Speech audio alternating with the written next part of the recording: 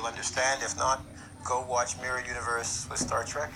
I have two. Look at them. I have two Mr. E's. In the first one, Mr. E is hot, and the first one, Mr. E is cold. Let's go to the board. E, what's up? It's very hot. 35 degrees centigrade. You're right.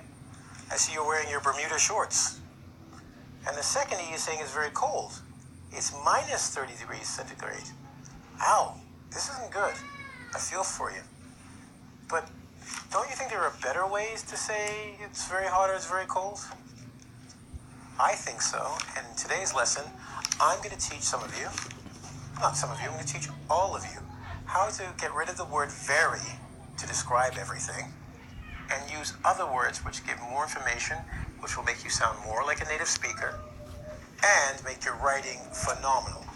Oh, phenomenal? That's a word for very good. Are you ready? Let's go to the board. So, today's lesson is on very. Very is a very good word. That's why we use it. But when you're writing, to hear somebody say very, very, very, very, very, very, very, very, it's what we call monotonous. It's mono as one, tonus, one tone, one sound, very boring. So let's change that from you being, using very, because I teach and I notice a lot of students saying things like, teacher, today it's very cold outside. I'm like, yeah, it is. And I'm very tired and very hungry. I'm like, okay. It's like getting punched in the face again and again. And I just want to say, stop with the very. Use a different word. But it's not fair because very is a very good word. There, I did it again. We just need to find other words to make your language sound richer, to improve it so you sound more like a native speaker, and to make it more interesting for you because it will express more of who you are and your ideas in a better way. It makes you unique. You ready? Let's go to the board.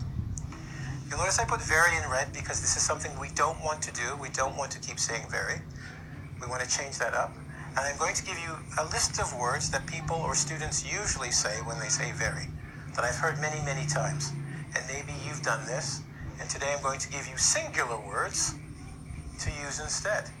I'll explain them just in case if they're difficult. Let's start with the first one. People say very rude. Instead of saying that, you can say vulgar.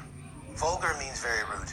And if somebody says to me, your language is vulgar, I will probably stop talking because it means it's not right, it's inappropriate, it's very bad. Vulgar. I don't like your vulgar tone, your rude tone. Strong. Very short, another word we say is brief, which means small.